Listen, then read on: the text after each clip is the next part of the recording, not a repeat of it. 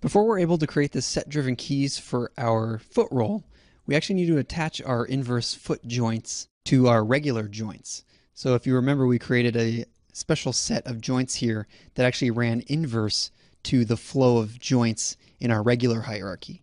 So if you want to go over into the outliner, you can expand our character hero group and then open up the rig group. And in here, you should find our left inverse heel joint and our right inverse heel joint. So we can finally unhide these because we're going to start using them. And while we're here, we can hold down Shift and click on the plus icons to expand these groups, just so we can have access to all the different joints that are in here. And as I'm looking at this now, I'm actually noticing these joints aren't named properly. So to make this a little easier, I'm going to make sure that these are named properly. So here I have the ball joint, but this is actually the toe joint. So I'm going to change this. And then right below it, we should have the ball joint. And the same for the other group on the right foot. This ball joint is actually the toe joint, and this toe joint is actually the ball joint. We're going to want to scroll down here and open up our foot controllers and expose these IKs that we made before. And these names actually correspond to the names in our inverse joints. So I'm going to open up both the right and the left foot controller so we can see the IKs underneath. Now the next thing we want to do is actually connect these IKs to our inverse joints. So whenever we're controlling the inverse joints with our set-driven keys, it moves the rig. So to do that, I'm going to start with the left foot first. I'm going to grab this left leg IK and middle mouse click that and drag it under our left inverse ankle joint and release. And now we've nested that IK underneath the joint. And I'm going to do the same with the other two. I'm going to grab the inverse ball IK for the left and put that under the left inverse ball joint, and I'm going to grab the left inverse toe IK and place that under the left inverse toe joint. And then you can collapse this group, and we can do the exact same thing with the right. So I'll take the right leg IK and put that under the right inverse ankle joint. I'll take the right inverse ball IK, put that under the ball joint, and then the toe IK goes under the toe joint. And then I'll collapse that group as well. Now if we move these inverse joints, the foot is going to follow along just like it was before with the other joints.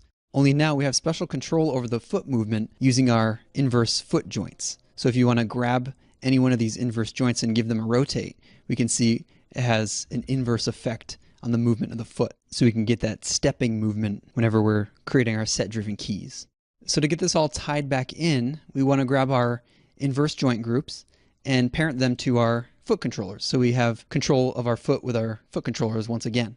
So I'm going to grab the left inverse heel joint here and all of its children, and middle mouse drag that underneath the left foot controller.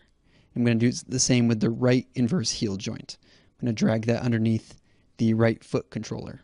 And now you can see whenever we grab our foot controllers and move them around, we get the same functionality. So it's almost like nothing has changed. However, we now have the ability to create our set-driven keys for the foot roll. The foot roll is going to work like any other set-driven key system that we've created so far. We're essentially going to be keying these joints, our inverse foot joints, in specific ways to create that foot stepping movement. So to explain a little bit better with visuals on how this is going to work, I'm just going to go over into our outliner here and hide our root joint with Control H. And this way you get a view of our inverse joints without all those other joints in the way. So you can kind of grab these and move them around as you want. So I'm going to select this left inverse system here and explain the steps that we're going to be keying when we do our set-driven key animation. Because normally what we'd do is we'd have a key at 0, so this default position that we're already in. We'd have a key at, say, -10 and a key at 10. However, with the foot roll, we actually have one extra step. So let me walk you through these steps one by one. When you take a step with your own foot, your heel is actually the first thing to touch the ground. So for our first key, that's what we want to emulate. And we can do that by rotating our heel joint backwards. The second pose that we have is the foot fall. So this is when the rest of the foot actually follows through after the heel's made contact. So that essentially looks like this here, with that heel joint rotated back down. Our third key is going to be when the foot is lifting back up off the ground. And that's when we start rotating from our ball joint. So we'll take this joint right here and rotate that upwards. So you can already kind of see how our animation is going to look with that ball joint rotating there. So we'll key this position here. The fourth and final key that we'll make is in the toe joint. This is when the foot starts lifting off the ground and the toe is kind of the last thing that's touching the ground. So we'll grab our toe joint and we'll rotate that up as well so we finish off that foot roll. When that's all played back, we get a nice transition from the heel position being rotated all the way to the toe being rotated. So those will be the 4 keys that we make for our foot roll. So let's do it. I'm going to start by grabbing both our foot controllers and opening up our channel box because we're going to be adding our custom attribute in here. So now I'll go up to Modify in the toolbar, click on that, and I'll look for our Add Attribute tool, which is right here. And so here, I'm just going to call this foot roll. I'm going to tab down, and I'm going to make the range a minimum of -10 and a maximum of 5 this time. This way we can have a key at intervals of 5 in between this range because we have 4 steps in here. So I'll add this attribute. Now if we look under each of our foot controllers, we should have a foot roll attribute with a range of 5 to -10. And we can use that range to key our foot roll.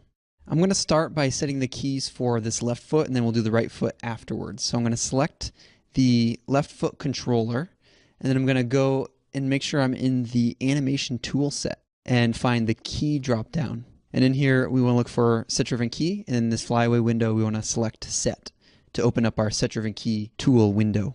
Now with that foot controller selected, I'm going to load that as my driver, and then I'm going to select the foot roll custom attribute that we made. So that's all plugged in. Next, for our driven, we want to select each of our inverse joints. So I'm going to start with the ankle here, and then I'm going to go down and select the ball, and then I'm going to select the toe joint, and lastly the heel joint, and load all those as the driven, and select those so we can see their attributes.